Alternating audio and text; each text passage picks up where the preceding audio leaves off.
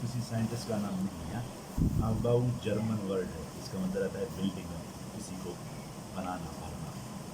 तो आफबाउ साइंटिस्ट नहीं है, ये जर्मन वर्ड है, आफबाउ मतलब बिल्डिंग। तो आफबाउ प्रिंसिपल क्या कहता है कि ग्राउंड स्टेट में जब एटम ग्राउंड स्टेट में होता है तो उसके आर्बिटल्स में इलेक्ट्रॉन को फिल कैसे किया जाता है। जब एटम ग्राउंड स्टेट में होता है तो उसके आर्बिटल्स को इलेक्ट्रॉन से फिल कैसे किया जाता है। तो उसने एक रूल दिया था, इसने एक रूल है इंक्रीजिंग एनर्जी ऑफ आर्बिटल्स।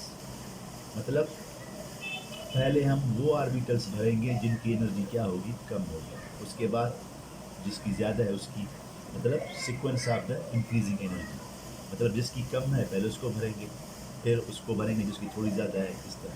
तो हमारा इंक्रीजिंग ऑर्डर ऑफ एनर्जी। और आर्बिटल्स की एनर्जी हम कैसे मालूम करते हैं, प्रिंसिपल क्वांटम नंबर से और प्लस एजीमुथल क्वांटम। मतलब जो आफबाउ प्रिंसिपल में इलेक्ट्रॉन की फिलिंग है वो L N L plus rule से होता है, N plus L rule. N plus L, N क्या है प्रिंसिपल क्वांटम नंबर, एल क्या है एजीमुथल क्वांटम नंबर। तो ग्राउंड स्टेट में इलेक्ट्रॉन्स की फिलिंग कैसे होती है, एनर्जी इंक्रीजिंग एनर्जी, मतलब पहले लोअर वाले फिर हायर वाले। और इंक्रीजिंग एनर्जी किस आर्बिटल की एनर्जी कितनी ज़्यादा है कितनी कम है उसको डिटरमाइन हम कैसे करते हैं, एन प्लस एल रूल से। तो एन प्लस एल रूल से इसने कहा इलेक्ट्रॉन को भरो। लेकिन इसका जो प्रिंसिपल है इसमें एक्सेप्शंस भी होते हैं। एक्सेप्शंस भी मतलब ये 100% करेक्ट नहीं है। कुछ एलिमेंट्स ऐसे हैं जो इसके रूल को फॉलो नहीं करेंगे, वो अलग चीज़ है, लेकिन जर्नल ये बात कर रहे हैं। तो एन प्लस एल रूल से हम, और कौन से एलिमेंट्स हैं, मोस्टली ट्रांजिशन एलिमेंट्स हैं, इसके रूल को फॉलो नहीं करते। वो ट्रांजिशन जिसमें हाफ फिल्ड और फुली फिल्ड का कंसेप्ट होता है वो इसको फॉलो नहीं करते। तो आफबाउ प्रिंसिपल में इलेक्ट्रॉन फिलिंग कैसी होगी, N plus L rule. Lower the value of, जितना एन प्लस एल का वैल्यू क्या होगा, कम होगा, उतना एनर्जी भी क्या होगा, कम होगा। अगर दो आर्बिटल्स का एन प्लस एल रूल क्या होता है, सेम होता है, दो आर्बिटल्स हैं उनका एन और एल प्लस इक्वल होता है, तो पहले किस में भरेंगे, तो इसने कहा पहले उसमें भरो जिसका एन की वैल्यू कम है। तो इसमें ये थोड़ा एग्जाम्पल लेते हैं इसमें, जैसे कि ये 1s है, 2s है, 2p है, 3s है, 3p है, 3p है और 3d है। अब इसमें आप देखो, और दूसरा है 4s है। अब देखो इसमें, इसके हिसाब से आफबाउ प्रिंसिपल को आप फॉलो करके देते हैं। तो देखो ये जो 1 है, 1 किसको शो करता है, n को। अब इसमें अगर हम n की वैल्यू क्या है, n की वैल्यू यहाँ 1 है, और s यानी क्या है, l है, और s के लिए l की वैल्यू क्या है, ये है। तो हम कहेंगे 1 प्लस 0, मेरा आंसर क्या आएगा 1, तो इसकी एनर्जी लेवल 1 है। अब देखो 2s, तो 2s की मैंने n प्लस एल लूँगा, 2 मतलब क्या है, 2 हमारा क्वांटम प्रिंसिपल क्वांटम n है, तो ये 2। और s के लिए, s क्या है सब शेल, और s के लिए l की वैल्यू क्या होती है 0, तो 2 प्लस 0 आंसर क्या होगा 2। अब देखो इसका मतलब क्या है, पहले 1s भरेगा, इसकी एनर्जी क्या है 1 है, और इसकी एनर्जी क्या है 2 है, पहले ये भरेगा। उसके बाद 2p को देखो, इसका n 2 है और p के लिए l की वैल्यू क्या होती है 1, तो 1, इसका कितना होता है 3। अब देखो इसकी वैल्यू 2s की वैल्यू 2 है और 2p की वैल्यू 3 है, मतलब किसकी एनर्जी ज़्यादा, इसकी एनर्जी कम, इसकी। पहले 2s भरो फिर 2p भरो, इस तरह। फिर 3n है और s की वैल्यू क्या है l 0, तो यहाँ जो 3 है वो n है और s क्या है l है, l की वैल्यू लिखते जाएंगे, प्लस करते जाएंगे, तो यहाँ आंसर 3 है।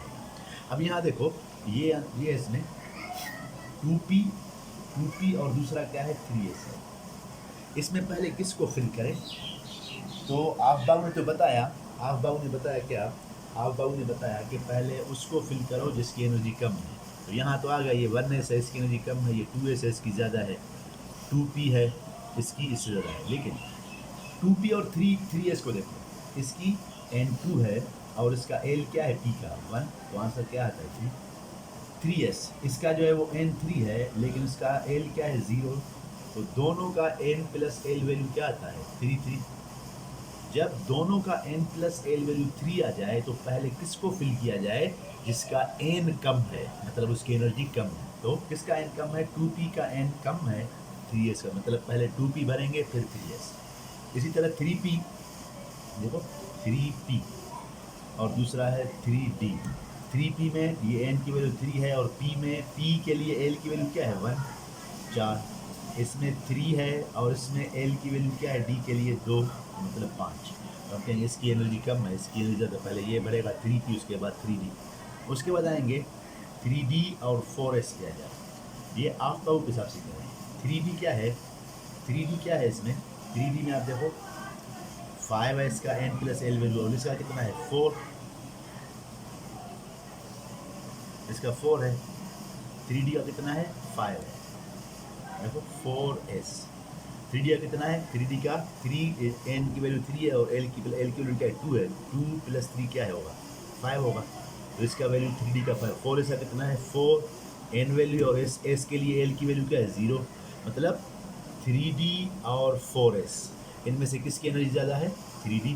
तो पहले किसको भरा जाएगा 4s को, उसके बाद 3d को, इस प्रिंसिपल तो एनर्जी इंक्रीज हो रहा है।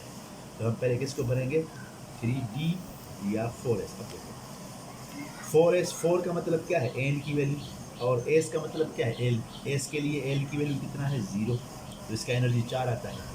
और 3 इसके लिए 3 है, लेकिन l के लिए l का मतलब क्या है एजीमुथल, इसके लिए d के लिए क्या है वैल्यू 2, तो इसका n प्लस एल वैल्यू 5 आता है, इसका 4, तो पहले 4s बढ़ेगा उसके बाद 3d बढ़ेगा। इसी तरह आप जो है वो यहाँ से कोई भी वैल्यू उठा के कह सकते हो, जैसे कि मैं ये उठा रहा हूँ, कौन सा उठा रहा हूँ 4d उठा रहा हूँ और उसके बाद 4d उठा रहा हूँ, 5s उठा रहा हूँ, 4d उठा रहा हूँ।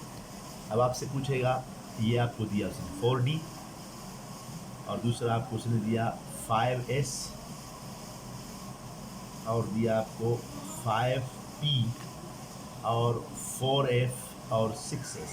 अब सवाल पूछ रहा है कि इलेक्ट्रॉन हम कैसे भरेंगे, इलेक्ट्रॉन इनमें हम कैसे भरेंगे, तो इसके लिए अफबाउ प्रिंसिपल हम यूज़ करेंगे। तो हम यूज़ कर रहे हैं यहाँ n प्लस एल, ये n क्या है 4l है, तो d के लिए n की वैल्यू 4 है और d के लिए l की वैल्यू क्या है 2, तो इसका कितना आता है 6, इसका एनर्जी 6 आता है, सही है, इसका एनर्जी 6 आ रहा है। फिर दूसरा 5s को देखेंगे, तो 5s को आप देखोगे यहाँ से, तो 5s के लिए क्या है ये 5 और इसके लिए क्या है 0, सही है। तो ये आपका हो गया, इसके लिए वैल्यू क्या आ गई, इसके लिए वैल्यू क्या आ गई 5s के लिए ये 5। उसके बाद आएंगे इस पर 5p, जो 5p है 5 तो आपका n नंबर है और p के लिए l क्या है 1, इसका वैल्यू 6 है। उसके बाद आता है हमारा 4f, 4 n नंबर है और इसके लिए f के लिए वैल्यू क्या है 3, तो इसका आंसर क्या आता है 7। इस तरह 6s है तो 6 n नंबर है और इसके लिए l की वैल्यू 0 है, तो आंसर 6। अब हम एनर्जी देख के इसको भरते जाएंगे।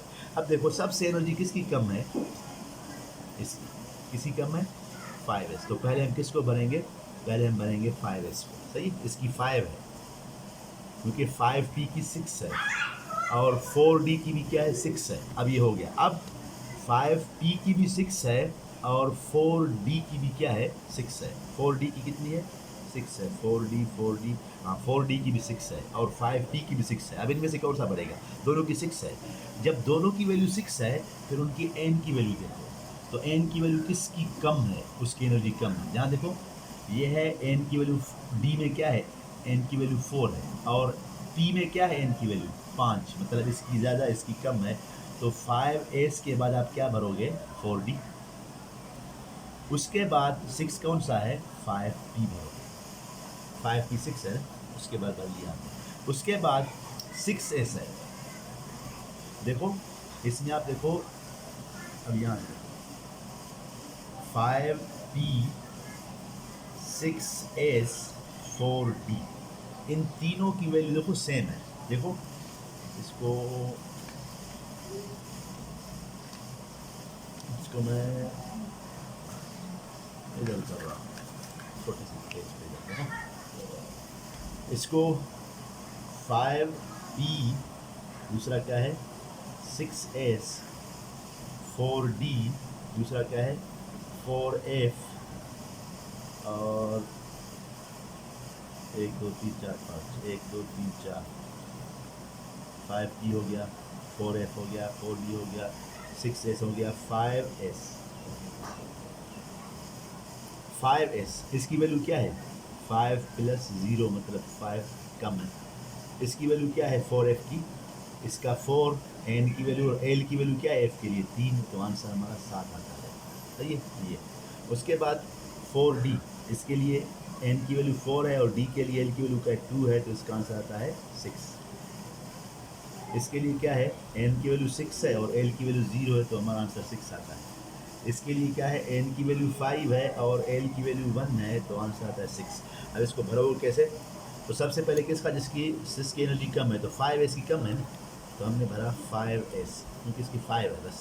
उसके बाद 6 वाले कितने हैं, 5p भी 6 है, 6s भी 6 है और 4d भी 6 है। जब तीनों की वैल्यू सेम हो, n + l की वैल्यू सेम हो, तो फिर उसको फिल करो जिसका n कम हो।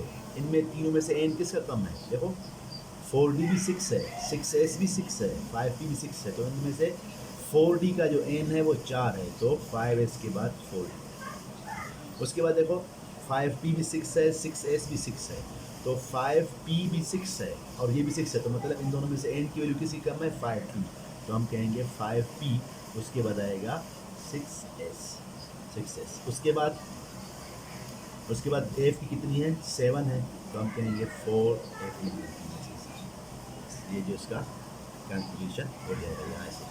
तो ये इनको हमने अरेंज किया increasing order of their energy. इन हमने आर्बिटल्स को अरेंज किया increasing order of their energy. आपको कुछ आर्बिटल देगा, फिर कहेगा इनको ऑर्गेनाइज करो, तो हम इसको n+l रूल के थ्रू ऑर्गेनाइज करेंगे और इसके बेस पे आप इलेक्ट्रॉनिक कॉन्फ़िगरेशन करते हो।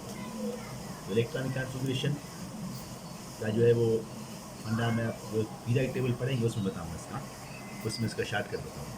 यहाँ इसका आप समझोगे नहीं उसको, तो पीरियड टेबल में इसको डायरेक्ट करेंगे।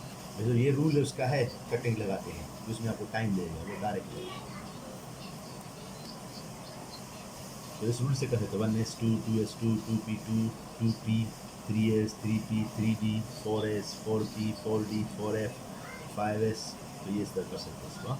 तो ये इसको मैं लिखता हूँ 1s2, 2s2, 2p, 3s, 3p, 3d, 3p है, उसके बाद 4s है, फिर 3d है, फिर 4p है, 5s है, 5s है, उसके बाद 4d है, 4d है, उसके बाद 5p है, फिर 6s है। ये कुछ भी नहीं सकता